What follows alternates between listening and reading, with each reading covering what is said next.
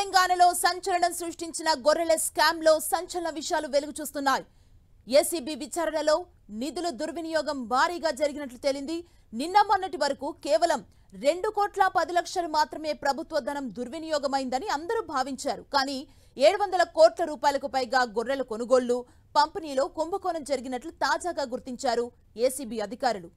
గత ప్రభుత్వం చాలా ప్రతిష్టాత్మకంగా చేపట్టిన గొర్రెల కొనుగోలు, పంపిణీ పథకంలో అనేక అక్రమాలు జరిగాయని ఏసీబీ గుర్తించింది.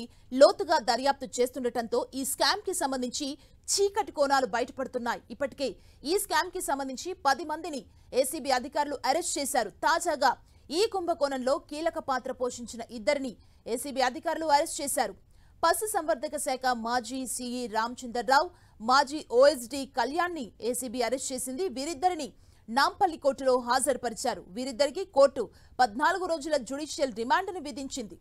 ప్రభుత్వ సొమ్మును రామచంద్రరావు దుర్వినియోగం చేసినట్లు ఆరోపణలు వచ్చాయి.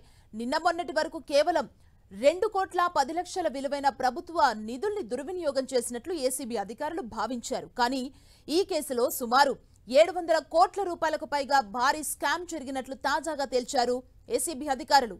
ఇప్పటికే ఈ కేసులో గతంలో అరెస్ట్ అయిన 8 మందిని కస్టడీకి తీసుకుని విచారించింది ఏసీబీ. తాజాగా అరెస్ట్ చేసిన ఇద్దరిని కస్టడీలోకి తీసుకోనుంది.